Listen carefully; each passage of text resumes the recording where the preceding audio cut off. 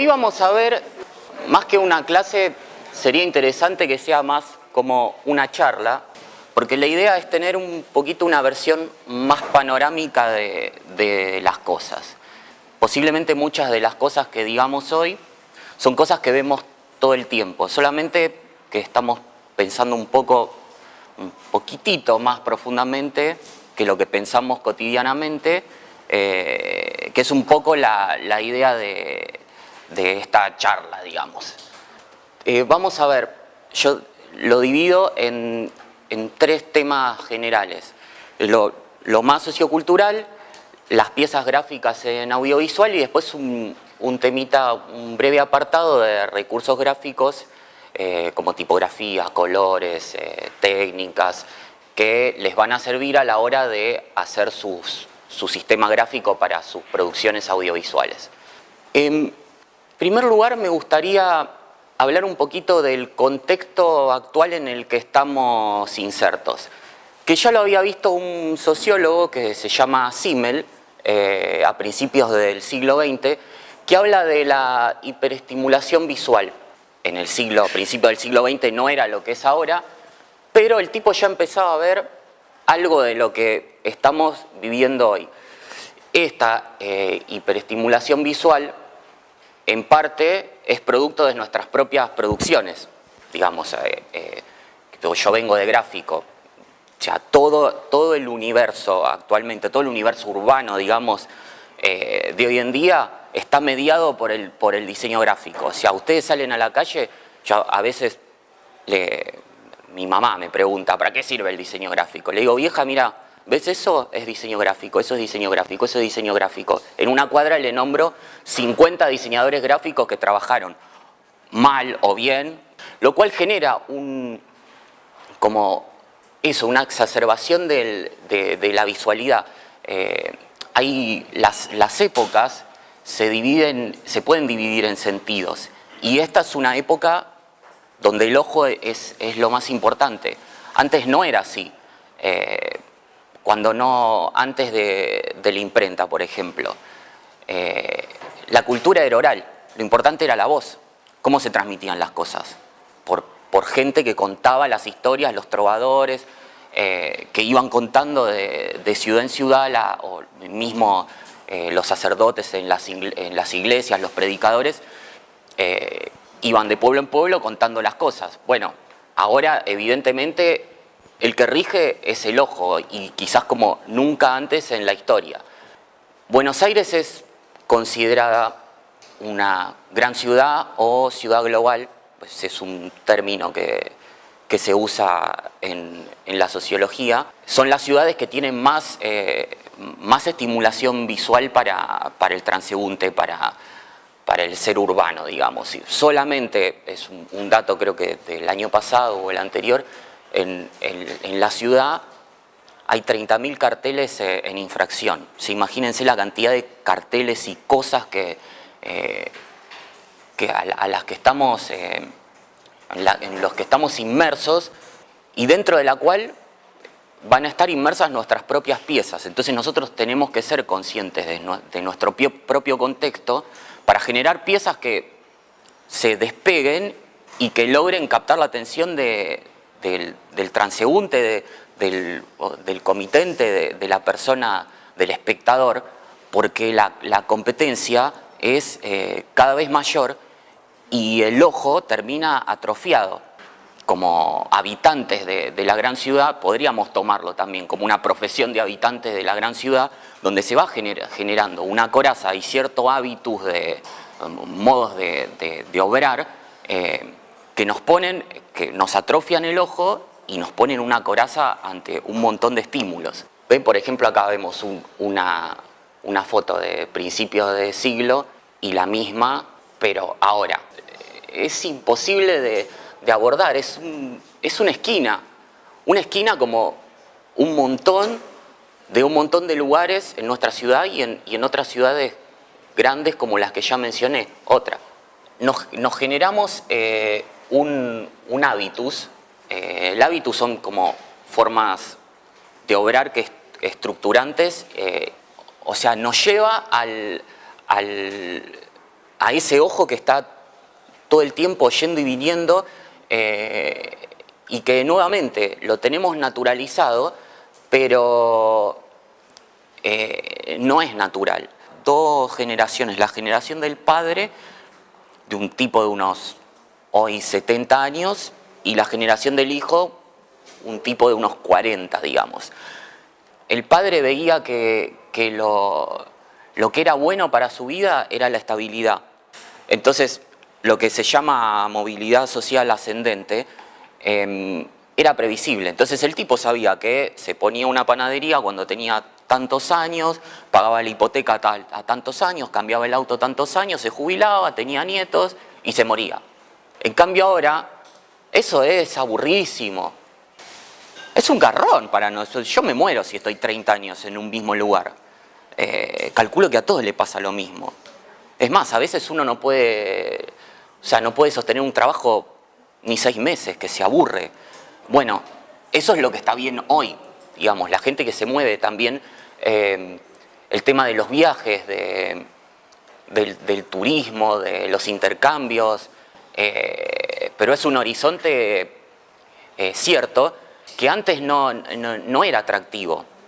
Lo atractivo era la estabilidad. El tema de moverse continuamente, entonces, es lo que está legitimado socialmente. Esta palabra es interesante, lo que es desarraigo.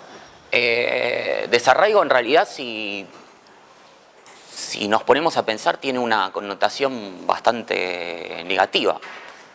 Pero, sin embargo, hoy en día es la regla y mucha de la gente que habla de esto, su discurso es que hay que ser desarraigado.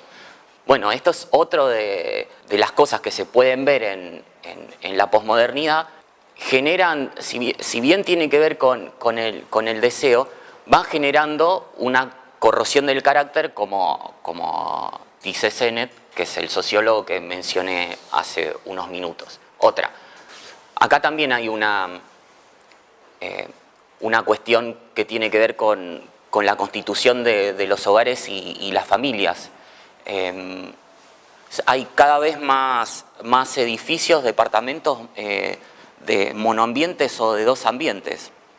¿Por qué? Porque no se constituyen familias. Generalmente la regla de nuestros padres o incluso de nuestros abuelos era casamiento y 2 hijos, 2, 3 hijos. Ni se podía pensar que ibas a vivir en un monoambiente. Ahora los monoambientes incluso son cada vez más chicos.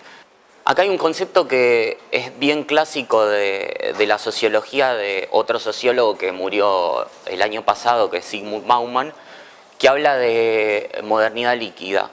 Precisamente eso, es como no poder no poder agarrarse, es como el imperio de lo inasible, de lo veloz, de lo pasajero. Es una época que es más divertida para vivir. O sea, la posmodernidad se supone que no supera la modernidad, pero la modernidad tenía un discurso utópico y positivo, que era como que íbamos a poder básicamente ser felices todos o tener acceso a los bienes necesarios para vivir dignamente. Ese discurso, cuando termina la Segunda Guerra Mundial y con la posguerra, la Guerra Fría, entra en crisis totalmente porque claramente era muy utópico. Y la posmodernidad es crítica en ese sentido. Y parte de lo que es la posmodernidad es precisamente ese carácter de vértigo y de cosas como de experiencias, de acumular experiencias, pero sin nada muy fijo, digamos. A eso se refiere cuando habla de líquido. Otra. Y por otro lado, un antropólogo francés, un antropólogo urbano, Marc Augé, habla de no lugares, que es una noción bastante interesante y que nosotros transitamos todo el tiempo. ¿Qué pasa con los no lugares? Son sitios sin identidad, que si a vos te agarran, te vendan y te ponen en un shopping en Dubái, salvo que, bueno, vas a ver gente con vestida distinto, ¿no? Pero no te puedes dar cuenta dónde estás. Dejaron de carecer, o sea, carecen de identidad con respecto al lugar. Las figuras emblemáticas de eso son los shoppings. Bueno, no hay mucha diferencia en... ¿Qué cosa? Y los aeropuertos también. Los aeropuertos son peores, sí. Iba a decir aeropuertos. Los no lugares antes no existían. Otro que toma es el que está medio entre medio, son las estaciones de subte.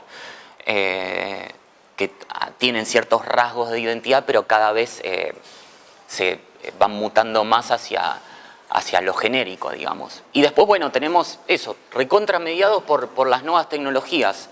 Tienen una tendencia a democratizar los medios de expresión, pero por otro lado hay un tema de falsa libertad.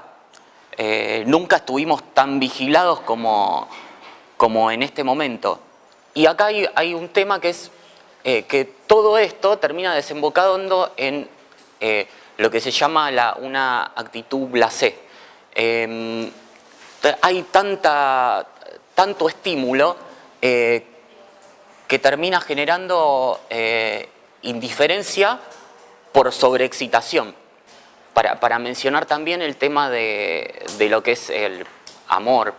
Cuando uno escucha hablar a un abuelo, sus formas de conquista o de abordar a la otra persona en cuestión con la que después formaría eventualmente una familia, son completamente distintas. Es como decís, abuelo, ¿cuánto tardaste en concretar?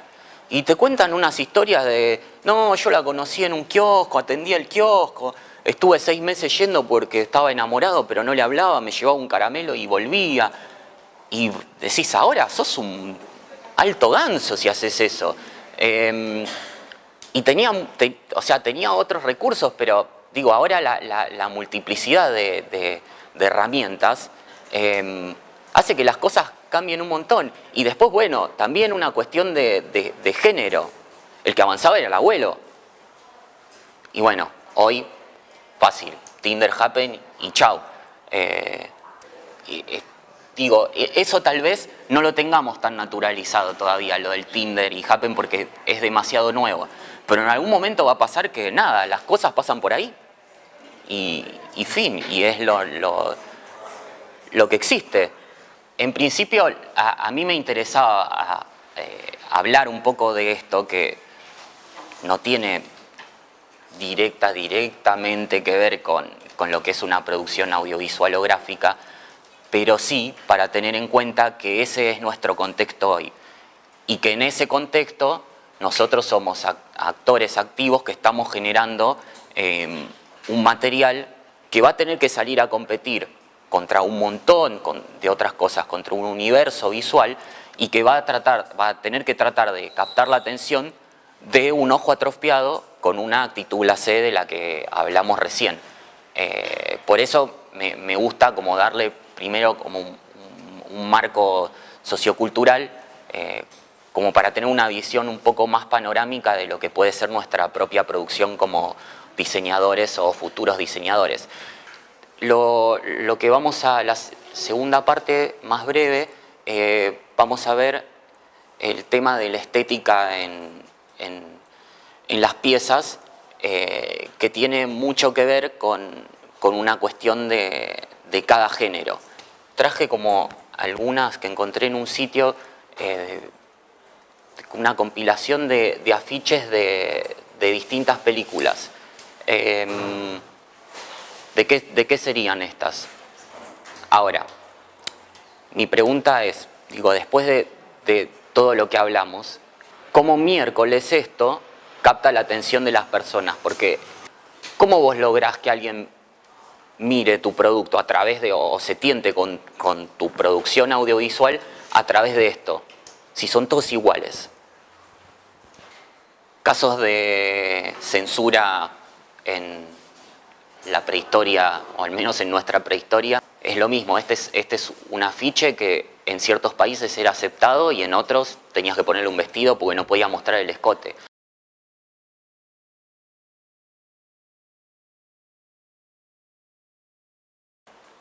Y estas, por ejemplo, bueno, esta sí es un toque más polémica. No creo que nadie se vea ofendido acá en este recinto que puede ser ofensivo. Creo que esta era un caso que tuvieron que cambiar el afiche en Israel, porque no podía decir sex el afiche. Entonces, bueno, quizás este está un poco más claro, de decir, bueno, ok, puedo entender por qué es ofensivo para cierta gente creyente, pero este uno no lo ve como, no le encontraría muchas cosas que, bueno, y sin embargo lo tuvieron que cambiar porque el sex en Israel no lo aceptaban. Y por ejemplo, esta acá, digo, Audrey Tautou, no debe haber actriz más buena que Audrey Tautou.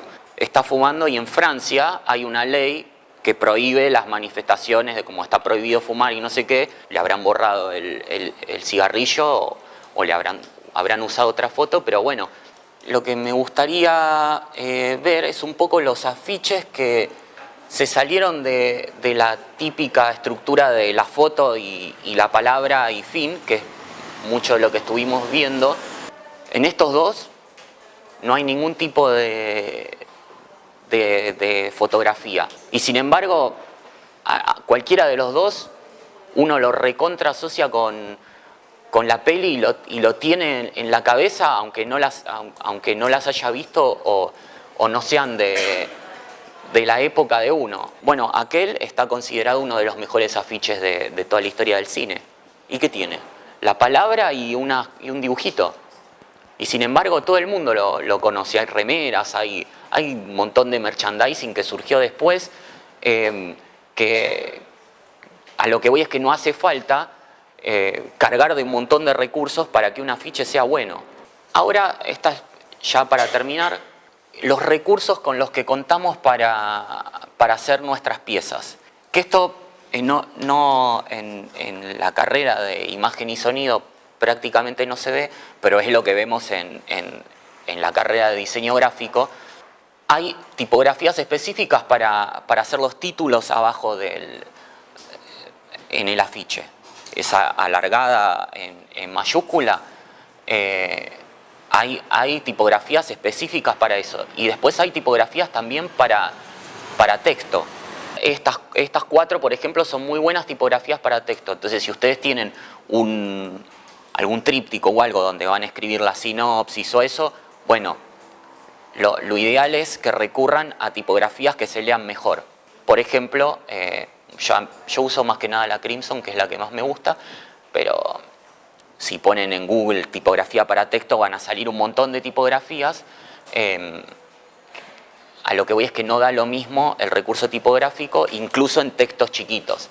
Si eso para ustedes sería como un ajuste fino en las piezas, pero si pueden tener en mente ese detalle, van a tener cosas mejores.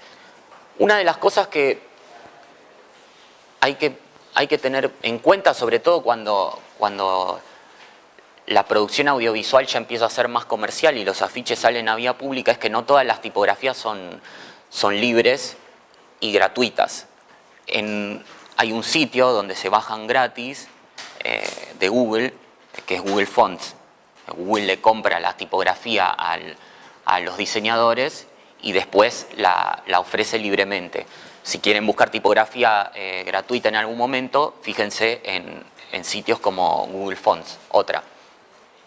Esta es una fuente que se suele usar para logos o títulos porque funciona bien en cuerpos grandes o en tamaño más grande. ¿Por qué? Porque tiene mucho contraste entre los finos y los gruesos. Entonces, ¿qué pasa? Cuando uno la achica, esto lo pierde. Entonces, para tamaños chiquitos pierde legibilidad e incluso puede tener problemas, de acuerdo al papel o la impresora, de que ni siquiera salga de tan finito, que no se vea. Entonces le van a quedar cosas malas, feas. Esta, por ejemplo, tiene los finos y los gruesos mucho más parejos. Fíjense, ¿puedes volver a la anterior? ¿Ven la diferencia? Es como de, si hacen un circulito acá y lo ponen en la parte más gruesa, la relación es más o menos de 5:1. Y en la otra la diferencia es mucho menor. Entonces estas en cuerpos más chicos van a funcionar mejor. Hay un detalle, por ejemplo, el papel es un sulfito muy berreta, el del diario, absorbe mucha tinta. Entonces, si algunas tipografías tienen a propósito una corrección en estas partes de los finos y los gruesos, porque cuando la impresora imprime sobre el papel, si el papel es muy berreta, después se estalla.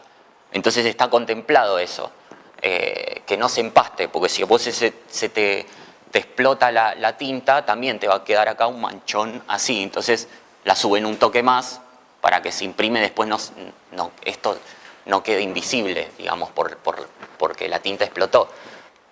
Después otra de las cosas, para ir terminando, es el uso de la tipografía como imagen, que es algo que usamos mucho o que nos piden mucho en la carrera de diseño gráfico, y es darle identidad a la tipografía.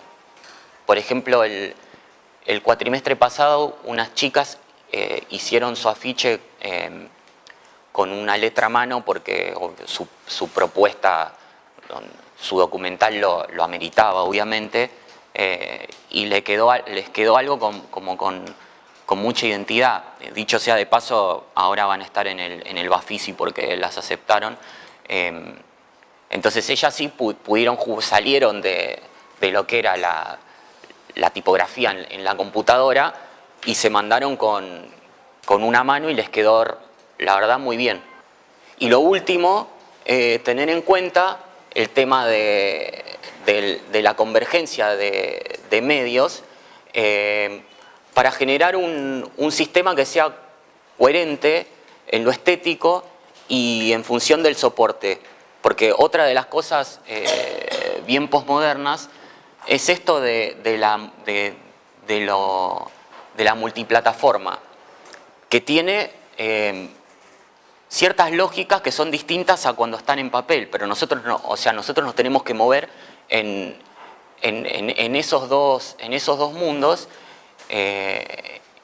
y aún así, sin repetir la misma pieza, que se identifique como un sistema que remite a una producción y no a otra.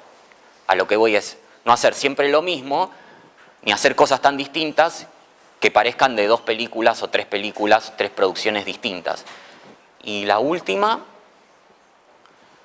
ese es nuestro desafío, al menos en lo que yo puedo saber relativamente un poquito más, en tratar desde este espacio generar un sistema gráfico simple, pero sistema al fin, que les sirva a ustedes como experiencia para sus propias producciones y para experiencias futuras que ojalá las tengan y que la peguen y que les sirva algo de lo que vimos en esta clase. Nada más. Gracias.